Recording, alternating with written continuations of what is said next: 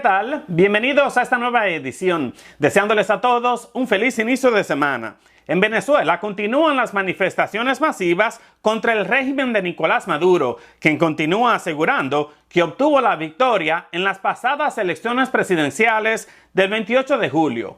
Antes de darles más información, como siempre, me gustaría invitarlo a que haga clic en el icono de me gusta y a que comparta este video. También a que se suscriba a este canal en YouTube.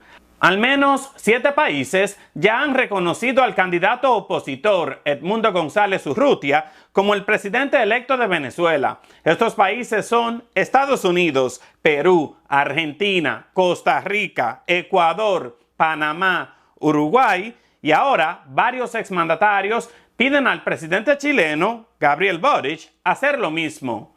Las protestas que se han realizado contra el régimen de Maduro han dejado un saldo de al menos 20 muertos, cientos de desapariciones y secuestros y al menos 2.000 arrestos. Y Nicolás Maduro ha dicho que todavía faltan más. Entre los detenidos hay manifestantes, líderes opositores y hasta periodistas. Ayer, el Papa Francisco expresó su preocupación por la crítica situación que se vive en Venezuela y pidió evitar la violencia en medio de llamados a nivel internacional para que cesen las detenciones de manifestantes que apoyan al candidato opositor que aseguran ganó las elecciones con casi un 70% de los votos. Escuchemos lo que dijo el Papa Francisco. El Papa Francisco recordó el domingo la necesidad de la verdad tras la reelección de Nicolás Maduro en Venezuela. Después de las elecciones del 28 de julio, el Consejo Nacional Electoral de Venezuela otorgó un tercer mandato al actual presidente. El resultado fue rechazado por la oposición. Expreso mi preocupación por Venezuela, que atraviesa una situación crítica. Hago un llamado sincero a todas las partes a buscar la verdad y actuar con moderación. Evitar toda violencia, resolver los conflictos a través del diálogo, tener presente el verdadero bien del pueblo y no intereses creados.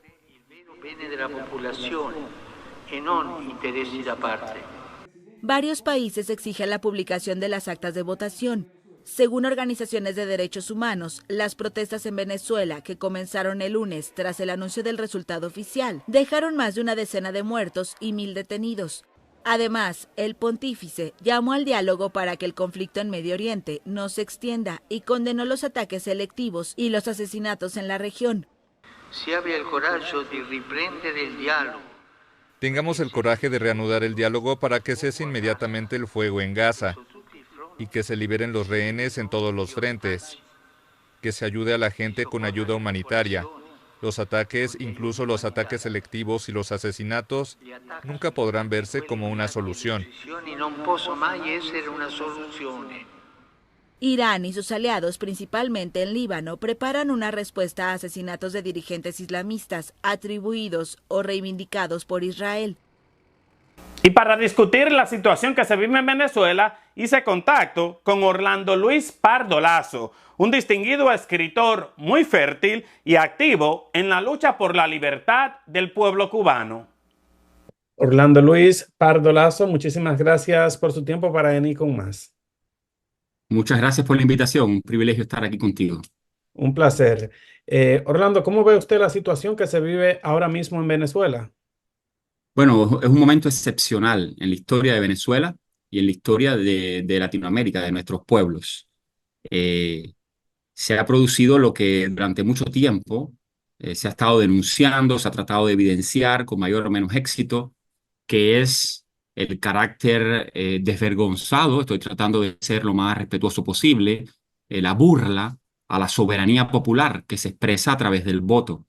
O sea, el Estado venezolano, el Estado bolivariano venezolano, que ha creado todo un sistema de elecciones automatizados, etcétera, que aparentemente, por lo que ha pasado, por lo que se está evidenciando, ellos simplemente no usan el sistema, toman los votos y cuando llegan al Consejo Nacional Electoral, pues se burlan de esos datos y colocan números de manera arbitraria. Cuando hay mucho problema, ponen a los dos candidatos pegaditos. Maduro 51, Capriles 49, esto pasó hace unos años, Maduro 51, Edmundo 44, un poquitico más de abajo, como pretendieron decir en este caso. El mundo, y con esto cierro, el mundo está mirando en este momento en todo nuestro hemisferio, en Europa, en el Asia, en el África, en Oceanía, el mundo está mirando, gracias a las nuevas tecnologías, los resultados, permíteme recalcar esto para cerrar, los resultados a pie de urnas. No se trata de proyecciones electorales ni de conteo paralelo.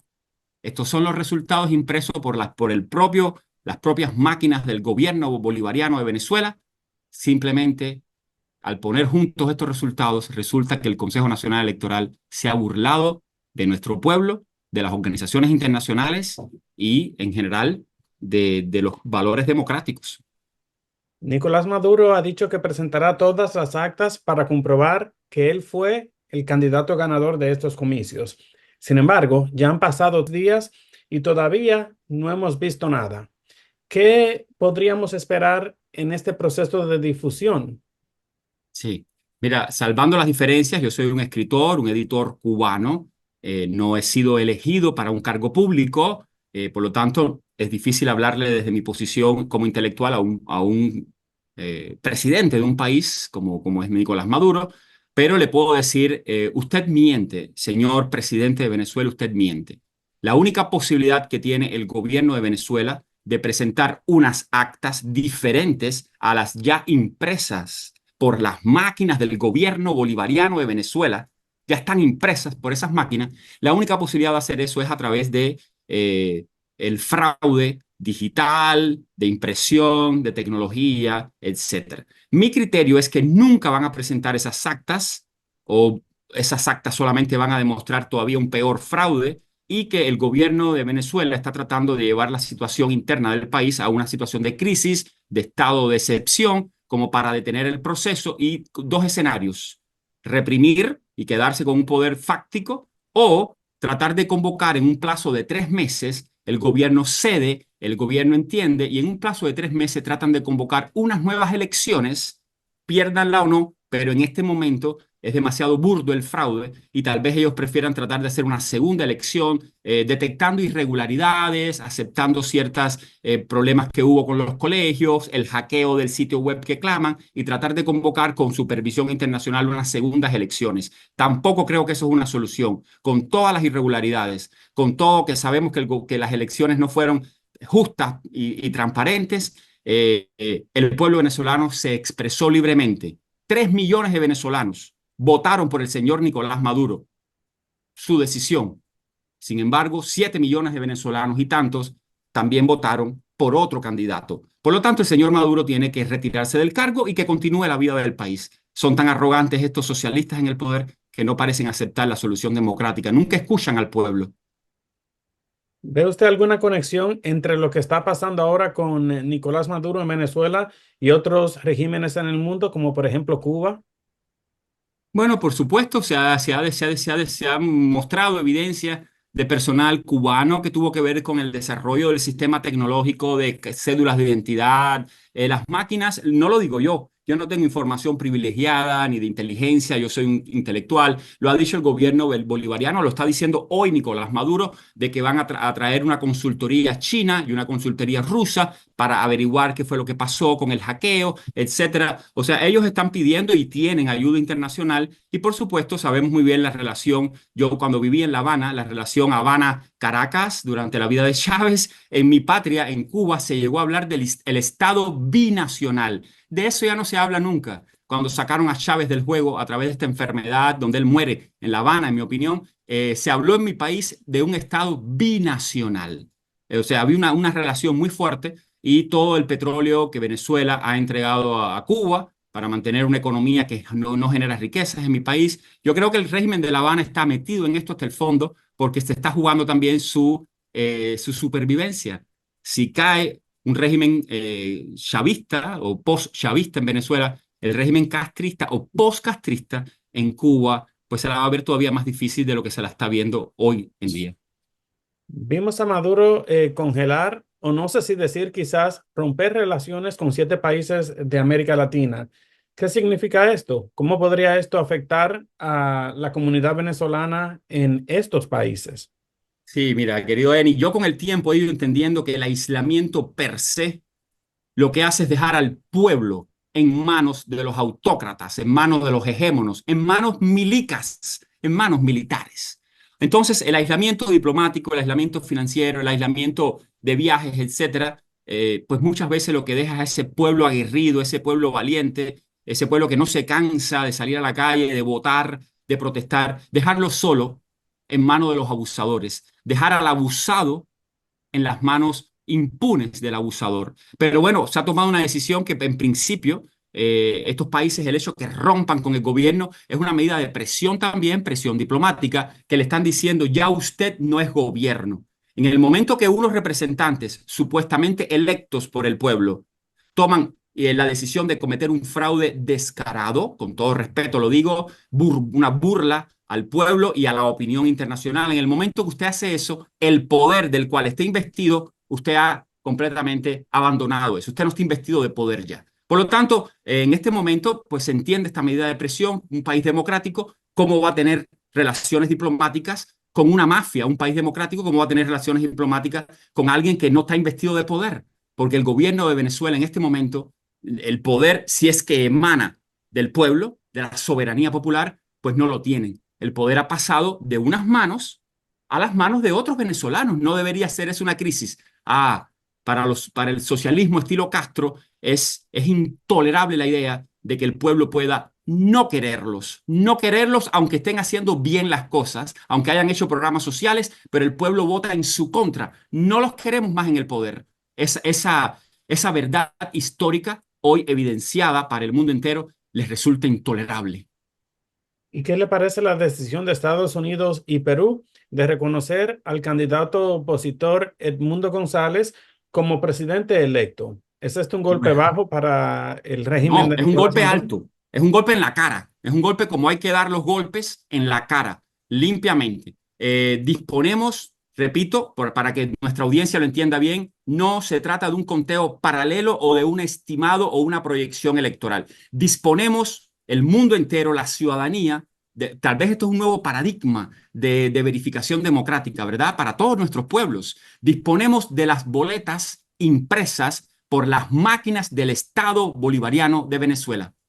Podemos contarlas, cada uno de nuestros lectores, la audiencia tuya puede contar los datos, verificar, contrarrestar los datos de María Corina Machado, tal vez se equivocó en algunos datos, y cuando saquemos la cuenta veremos que números más, números menos, son más de 7 millones contra 3. Se dobló el voto opositor contra el voto. Cuando uno tiene ese resultado, bueno, pues uno reconoce inmediatamente al ganador. Es lo saludable, es lo bueno, es lo noble, es lo justo. Reconocemos al ganador y estamos a la espera de que se produzca la transición de poder en Venezuela, punto y aparte. El romper las relaciones diplomáticas no es una medida proactiva, es una medida pasiva. Hay que reconocer de inmediato lo que estamos viendo. Según el Estado Bolivariano de Venezuela, según el Estado Bolivariano de Venezuela, lo que imprimieron sus máquinas a pie de urna, hay un ganador. Estamos felices. El pueblo participó de manera pacífica y sin altercados. El gobierno de Nicolás Maduro quiere tratar de llevar a ese pueblo a una insubordinación, a una protesta, a una muerte. Ya hay decenas, o por lo menos 2 decenas de jóvenes asesinados en las calles. Van a haber más. ¿Qué necesidad tiene usted, señor Nicolás Maduro, de continuar masacrando a a sus compatriotas? Por favor. Y algo que me llamó mucho la atención fue cuando la Organización de Estados Americanos no pudo llegar a un consenso para presionar a las autoridades venezolanas a publicar inmediatamente y verificar los resultados de las elecciones presidenciales en presencia de observadores internacionales independientes. Simplemente les faltó un voto. Vimos a Brasil y Colombia exigir transparencia, pero se abstuvieron en la votación. ¿Cuáles podrían ser sus razones? Bueno, ellos dieron sus razones, me parecen espurias esas razones, pero no voy a criticar la soberanía de pueblos como Colombia, Brasil, cualquiera. Sabemos que son aliados ideológicos, sabemos que hay intereses ideológicos y financieros, pero no quisiera tratar de dar una visión de oportunismo, de complicidad, siéndola. Eh, ¿Cuántos votos en contra? ¿Cuántos pueblos de Latinoamérica dijeron, no, esto es injusta esta resolución, vamos a votar en contra de ella? Nadie. O sea, ahí tenemos un primer momento de alegría. Todo el mundo sabe que se trata de un fraude. Están comprando tiempo. Yo te puedo decir con toda propiedad, sin poderlo evidenciar fácticamente ahora, que el gobierno de López Obrador, que el gobierno de Lula da Silva, están en este momento negociando con el presidente Nicolás Maduro a ver cómo puede llegar esto para que la vergüenza no caiga sobre toda Latinoamérica y sobre todo este eje y de esta alianza bolivariana que comenzaba con el Foro de Sao Paulo. Están tratando de negociar con el déspota, incluida La Habana, por supuesto, que no ha hablado nada. Mi país no ha hablado nada. Bueno, La Habana está negociando en este momento una salida. Hay una tendencia a la salida violenta, conspiración de la CIA, más masacre, militares de Wagner en las calles de Caracas, y hay una salida que tal vez Brasil, por ser un país democrático, México, que es un país democrático, pues tal vez están tratando de ver cómo limpian la imagen. ¿Se puede poner la culpa sobre el Consejo Nacional Electoral? El Consejo Nacional Electoral tal vez engañó a Nicolás Maduro. Algunos funcionarios pueden ir a la cárcel y dejar intacto el prestigio del chavismo o poschavismo. O sea, en este momento están comprando tiempo, Eni, y yo te diría que el voto de abstención ayer es un voto cobarde, no porque no fue un sí, sino porque ese voto realmente es un no. Ellos quieren decir no, pero saben que el que vote no en este momento está diciendo abajo la democracia en el mundo, abajo la democracia en nuestros países. Ese sería el voto no, porque lo que se está pidiendo solamente es, por favor, constátese el dato que ya tenemos toda la ciudadanía mundial de a pie de urna. Cuéntese de nuevo los datos, porque puede haber un error en las boletas, algo mal escaneado. Constátese de manera oficial ese dato, porque tal vez el mundo no ganó con más de 7 millones, tal vez ganó con 6 millones y medio. Pueden haber algunos errores, pero sabemos contar. Yo he estado contando hace 24 horas las boletas y contando de manera no oficial, y los datos parecen ser matemáticamente irrefutables. Esto es un nuevo paradigma para nuestras sociedades civiles. Puede aplicarse en todos nuestros países. ¿Y qué tal lo que hizo el secretario general de la OEA, Luis Almagro, que realizó un pedido de captura o de arresto contra Nicolás Maduro? ¿Cuáles podrían ser los resultados de esta orden? Yo creo que en la práctica pocos.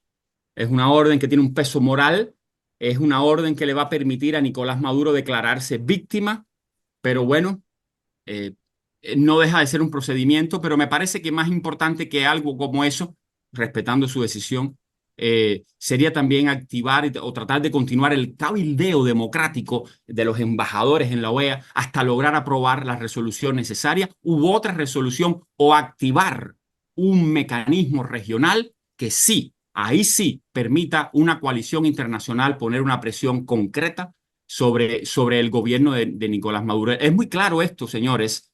Si esto se deja pasar con esta evidencia, bueno, pues yo lo voy a decir de manera como hablo como escritor, un poco provocador. En el año que viene, por favor, Chile, Colombia, República Dominicana, Jamaica, Belice, países grandes, países pequeños, El Salvador, con el señor Bukele, no hagan más elecciones democráticas, por favor. No hace falta. Porque ahora acabamos de ver una elección democrática con participación, con paz, con candidatos múltiples. Vemos los resultados, estamos listos para celebrar el cambio de poder, solamente el cambio de poder, y se nos está negando.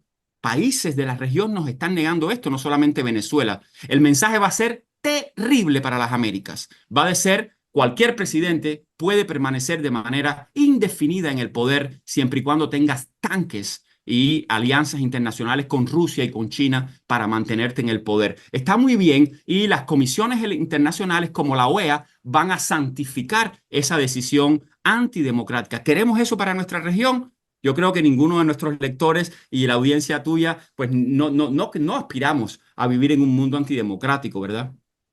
¿Se podría decir que se va quedando solo Nicolás Maduro? Es posible que, llegado el caso, lo abandonen. El castrismo, el chavismo, toda ideología totalitaria, toda ideología autocrática que se enfrenta a un enemigo exterior, el imperialismo, el colonialismo, etcétera, siempre ante la alternativa de que se derrumbe el aparato, a veces sacrifican un hombre.